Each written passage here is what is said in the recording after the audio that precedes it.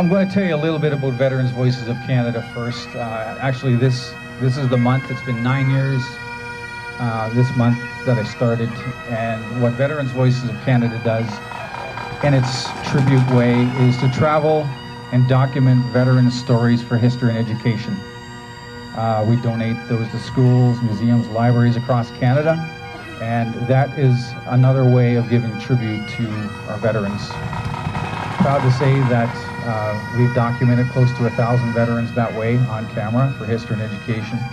And I'm proud to say that each one of those families also has copies as a family keepsake, which I think is equally as important. I traveled this highway many times, and I thought, what a place for a tribute. So last year, we went ahead and we put 116 flags along the highway last October, and it was unbelievable. The reception, the support, and exactly what we see here today. 128 flags representing 128,000 Canadian war dead and missing in action. I think it's important that we have a name of a hero on every one of those flagpoles.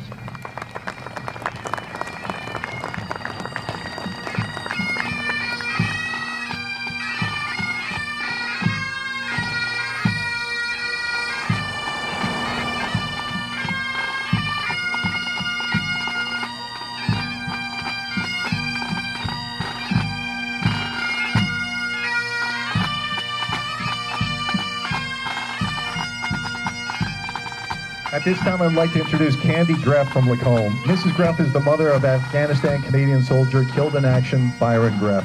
Her husband, Greg, raised Byron's flag with us today. Thank you.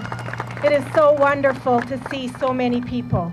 The pride that I feel as a Canadian, looking at all of these beautiful flags, the pride I feel, and my husband, Greg, feel for our son, Byron, who we lost almost 4 years ago.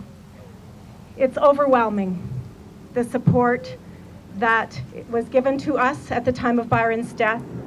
We can't say thank you enough to all of the people of Canada.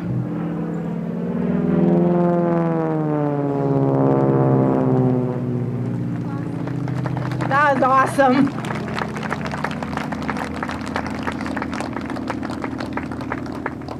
There's sadness because we miss him. His wife misses him, his son, his daughter, his brother, his sister, all of the family, all of his very close friends miss him dearly. I'm hopeful for the healing of all of the people that are represented by these flags. I encourage everyone to be kind to each other. Do a kindness for everyone that you see. Thank you. Thanks so much for all of you coming here. Last year we probably had about 50 people. Now we're probably looking at 300, and it's only going to get bigger. This whole field will be full soon. It's impressive to see. Each of these flags represent a fallen soldiers, but they also represent the wounded soldiers, be it physical injuries or, as some people have, post-traumatic stress, what we call the invisible injuries. Sometimes you may see them with a dog that works. Obviously not this one. But as we look around, we see vets from the Second World War. We see vets from Korea. We even see representatives of Vietnam veterans, Canadians that chose to go down to the States and fight for what they believed in. We see vets from the Persian Gulf. We see vets from peacekeeping operations around the world. And we see vets, of course, from Afghanistan. Right now, we have Canadian soldiers in Iraq fighting ISIS. Our wars, Canada's wars, never end. And it can sound overwhelming at times, but the reason they don't end is because we're on the right side. We live in the best country in the world.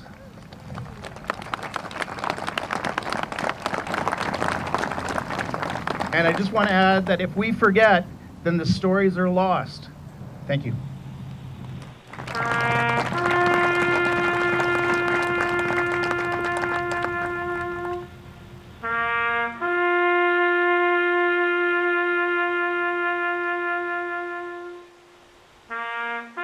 I find teachers are especially cognizant about veterans and the sacrifices made to keep our way of life possible. Lori teaches grade 2 at Father Lacombe Catholic School, and yesterday I asked to have her class and some of their buddy students answer the question, what does the Canadian flag mean to you? And here are some of the responses we received.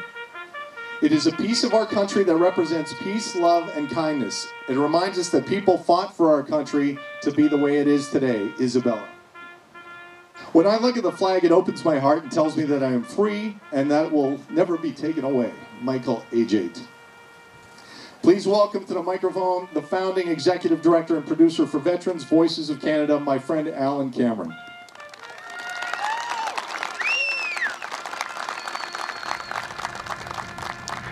Back in 2001, I approached an uncle of mine. His name was Pearlie Cameron. He was a North Nova Scotia Highlander D-Day veteran. And he was one of those veterans who didn't talk much about his experiences, or he would start to talk about them and then had to stop. He got very emotional about it, and after talking to all the veterans I've spoken to over the years, I can understand why. But after a little while, his wife, my Aunt Joan, had told him it was pretty much time to tell the story. And so he came to me and he said that he'd like to talk about his story and his experiences. We didn't get the opportunity to do that. We put it off for a while. He said that we could do it in maybe a month's time. And I ever get one of those gut feelings, and I got one of those gut feelings. I received a phone call about a month later saying that he had passed away. So we lost that opportunity to document his amazing story. I think what we're seeing here and all the veterans that we have here today, this is for them. You know, this is to make sure that we remember. It's pretty simple. If we don't remember, we're going to forget. Again, I want to say thank you to everybody for being here. Thank you very much, guys.